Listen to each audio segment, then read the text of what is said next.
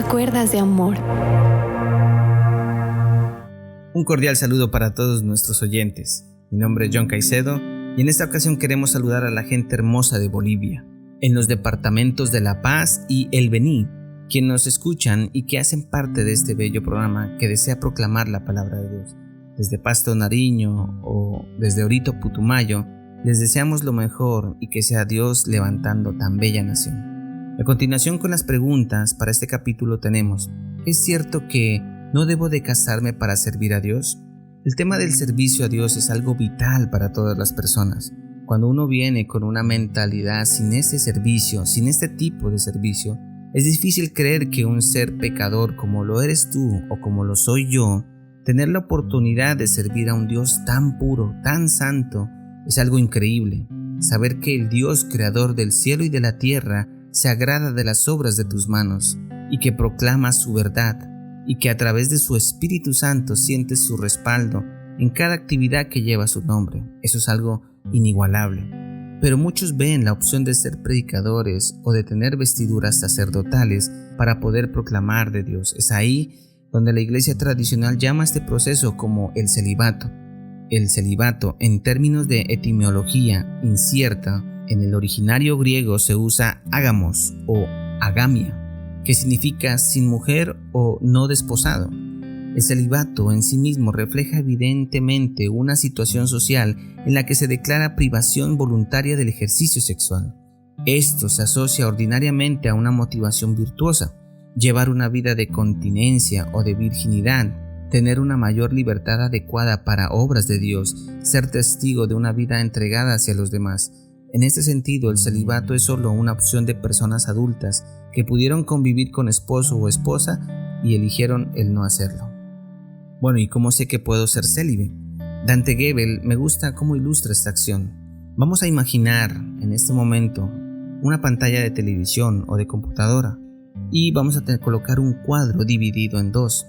En la parte izquierda vas a imaginar un cactus y en el lado derecho vas a colocar una mujer bonita, no sé, podría ser Scarlett Johansson o Jennifer Lopez, cualquier mujer bonita. Y entonces, si tú ves alguna diferencia entre la izquierda y la derecha, entonces déjame decirte que no tienes el don de continencia o ser célibe. Porque las personas que tienen este don, les da lo mismo ver una mujer hermosa que ver un lapicero, que ver un árbol, que ver una puerta, porque no tienen esos instintos, porque Dios les dio ese don de la continencia. Es un don. Pero podemos llevar a los ejemplos que enuncia el por qué deberían estar casados los siervos de Dios. Algunas de ellas son las siguientes.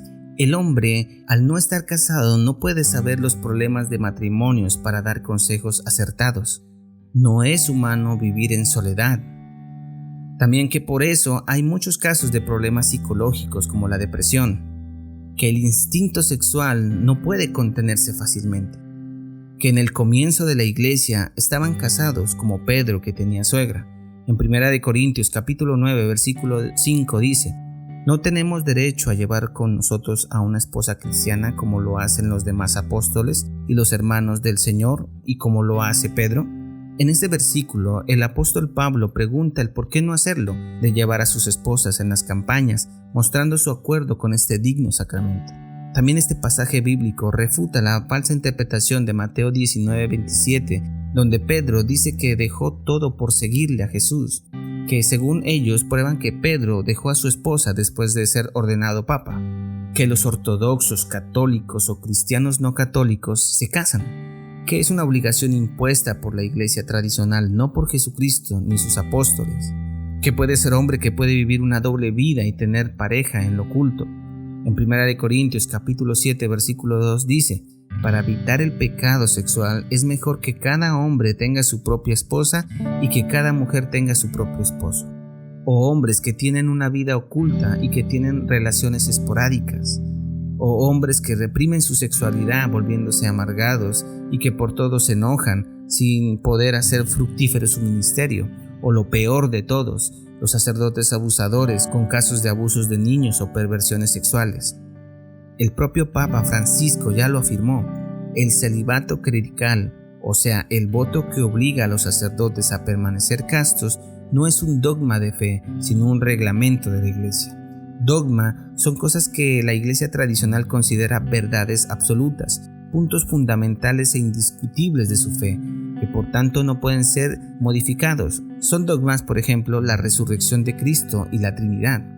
Reconoció recientemente el Papa en una conversación con periodistas y dijo: el celibato no es un dogma de fe, es una regla de vida que yo aprecio mucho y creo que es un don para la Iglesia. No siendo un dogma de fe, siempre tenemos la puerta abierta para cambiarlo, abriendo en este momento con esta afirmación la puerta a que posiblemente en algún momento eliminen este requisito. También el Papa Juan Pablo II decía en 1923 que el celibato no es esencial y no es una ley promulgada por Jesucristo. Se dice que en el concilio de Elvira, en el año 306 de la era actual, se dan los primeros pasos para que los sacerdotes sean célibes. Luego, en el 325, en el concilio de Nicea, decretan que los sacerdotes no pueden casarse. Es entonces donde el celibato en los tiempos actuales no tiene un valor significativo, o que sea relevante, o que pueda hacer más santo a un hombre, además que no tiene un fundamento bíblico. Paradójicamente, las estadísticas dicen que la mayoría de los fieles lo rechazan y ni siquiera comprenden el verdadero valor y significado. El vivir una vida soltero no es adecuada. Esto nos lleva a recordar que una de las primeras afirmaciones del Señor en Génesis capítulo 2 versículo 18 dice: y dijo Jehová Dios, no es bueno que el hombre esté solo, le haré ayuda idónea para él. La Iglesia tradicional enuncia que ellos no obligan a nadie a ser célibes y que ellos en los seminarios para formación de sacerdotes tienen un largo tiempo para entrar en discernimiento, para pensarlo bien, pero a todos ellos les enuncio en este audio que todos, absolutamente todos los que quieren ejercer sacerdocio tienen que ser célibes. Por eso hay infinidad de casos donde personas abandonan el servicio, no porque no tuvieran un llamado, sino porque simplemente se les hace difícil lidiar con el celibato sacerdotal, porque sentían que debían tener una compañera que les permitiera crecer en dicho servicio. Los seminaristas comienzan con fines puramente de servicio, pero no se dan cuenta del difícil proceso que conlleva estos mandatos de hombres, sobre todo lo fuerte que debe ser una persona para abstenerse, pues ellos lo hacen desde una entrega a Dios, pero con el tiempo, este idealismo, esto se convierte en un comportamiento heroico. La sexualidad es uno de los factores humanos más fuertes que hay, y no todos tienen esa capacidad a esa temprana edad de tener un verdadero conocimiento de quiénes son en esa área. Debieron transcurrir 3 siglos y medio para que la Iglesia reconociera oficialmente en 1992 que Galileo estaba en lo correcto y sus teólogos profundamente errados. La tierra giraba en torno al sol. La tosudez eclesiástica, para reconocer su error, consideró a Giordano Bruno a morir quemado en la hoguera y a Galileo a prisión perpetua en su hogar. Que la Iglesia persista en creer contra lo que la ciencia sostiene, que la abstinencia sexual es el camino a la perfección humana y que la abstinencia sexual es posible de por vida, es un error de impacto inimaginable e ilimitado que viene transformando a muchos de sus pastores en lobos y a miles de ovejas en víctimas. Otra razón de peso son los impulsos y su fuerza. Debemos partir que el diseño de Dios a imagen y semejanza, que es el ser humano, es perfecto, y desde el punto de vista psicológico, las necesidades, motivos o impulsos son condiciones fisiológicas y psicológicas que motivan al organismo selectivamente hacia un objetivo o satisfactorio. Los motivos primarios o básicos como el hambre, sed, respirar, dormir, crianza, sexualidad, llamados así porque tienen que ver con la supervivencia individual y de la humanidad, son innatos y sus funcionamientos se sustentan en complejos mecanismos homeostáticos, neuroendocrinos y cognitivos. Nuestras necesidades básicas están habitualmente satisfechas, respiramos, ingerimos líquidos y comemos varias veces al día, y cada cierto tiempo realizamos prácticas sexuales.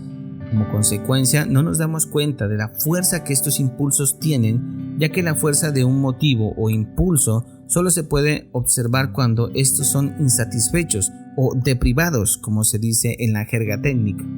La Comisión del Gobierno australiano estableció que el celibato es un factor de riesgo que sumado a otros facilita la aparición de alteraciones psicosexuales. El celibato hace que se viva una doble vida y contribuye a una cultura de secreto, de hipocresía, y esta cultura parece contribuir a que se minimice el abuso sexual como un lapso moral perdonable. Existe un estudio sobre deprivaciones alimentarias. En Minnesota, su objetivo fue investigar el impacto del hambre y generar medidas para su manejo en la Segunda Guerra Mundial. Se sometieron a 36 voluntarios de entre 22 y 33 años a una drástica y sostenida restricción de alimentos durante 6 meses.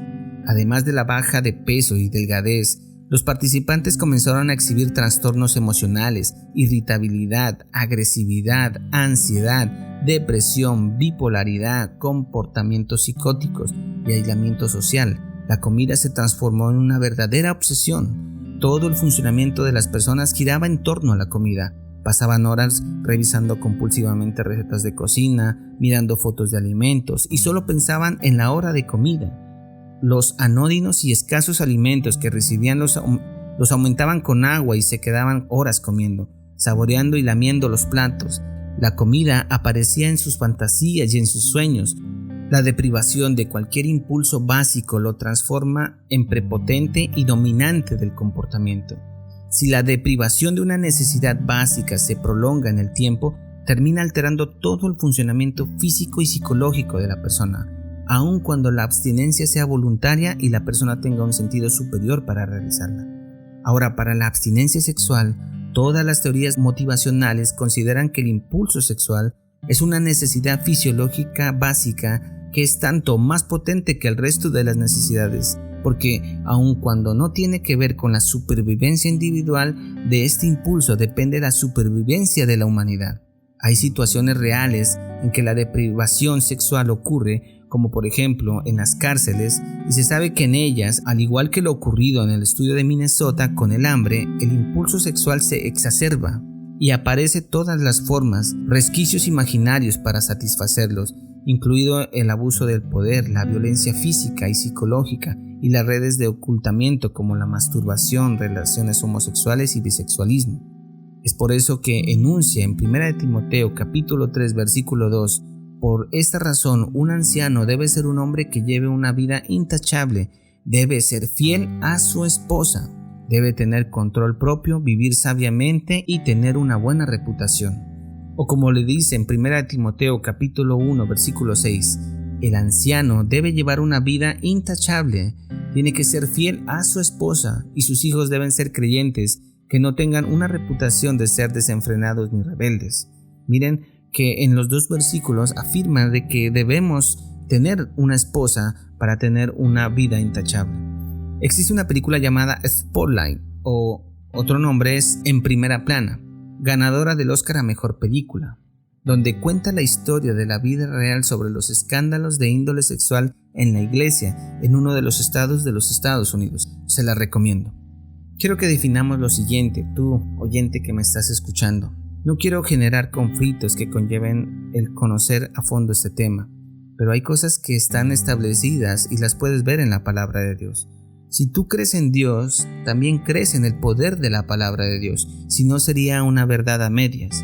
Quiero cerrar este capítulo con la interpretación de estos versículos que los encuentras en tu Biblia y quiero que los leas y los analices. Vamos a leerlo en la versión de la iglesia tradicional. En 1 Timoteo capítulo 4 versículo del 1 al 3 dice en la versión Dios habla hoy: pero el Espíritu dice claramente que en los últimos tiempos algunas renegaron de la fe, siguiendo a espíritus engañadores y enseñanzas que vienen de los demonios. ¿De dónde? Engañadores y que vienen de los demonios. Harán caso a gente hipócrita y mentirosa cuya conciencia está marcada con el hierro de sus malas acciones. Y el tercero dice: esta gente prohíbe casarse y comer ciertos alimentos que Dios ha creado para que los creyentes y los que conocen la verdad los coman, dándole gracias. Entonces está establecido estos versículos y quiero que los analices. No voy a profundizar en ellos, pero está muy claro.